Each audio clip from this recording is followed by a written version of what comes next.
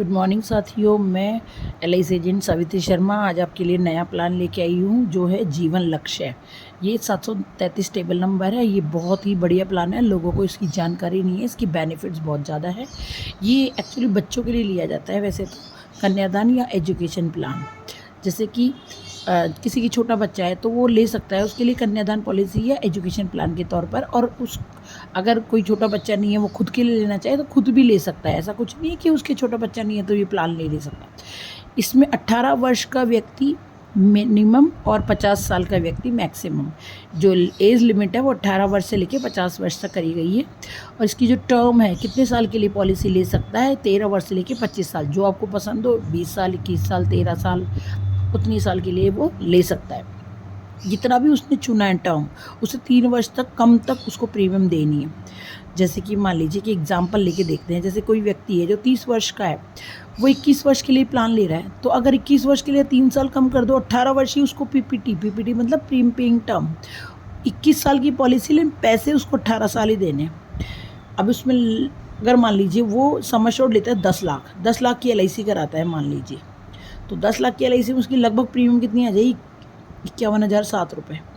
ठीक है।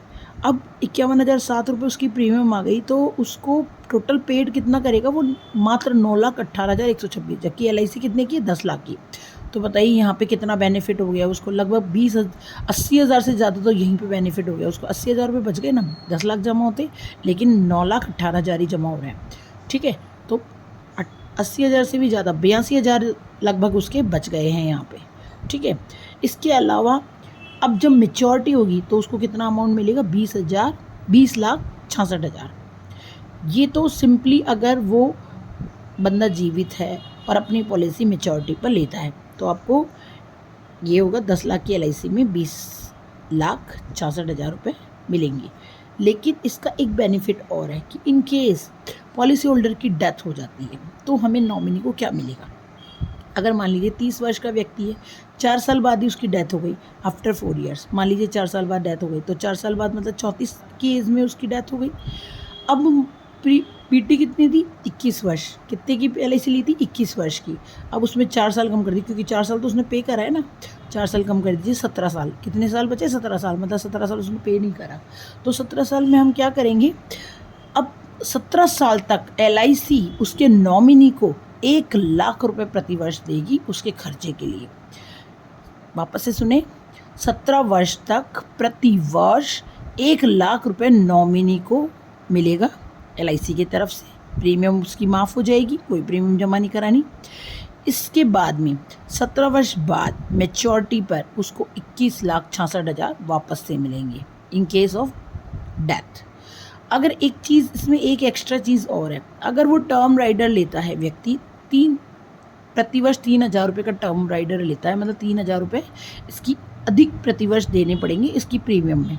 3,000 रुपये अगर वो एक्स्ट्रा देता है, वो टर्म राइडर लेता है कि मैं 3,000 रुपये पे कर सकता हूँ एक्स्ट्रा प्रतिवर्ष, उसका बेनिफिट यहाँ पे हो जाएगा कि मान लीजिए 4 साल बाद में उसकी डेथ होती है, तो उसको यहाँ पे 10 लाख रुपये मतलब सम एश्योर्ड भी मिलता है। 10 लाख रुपये सम एश्योर्ड मिलेगा, 1 लाख रुपये प्रतिवर्ष उसको ये खर्चे के लिए दी जाएंगी 17 साल तक।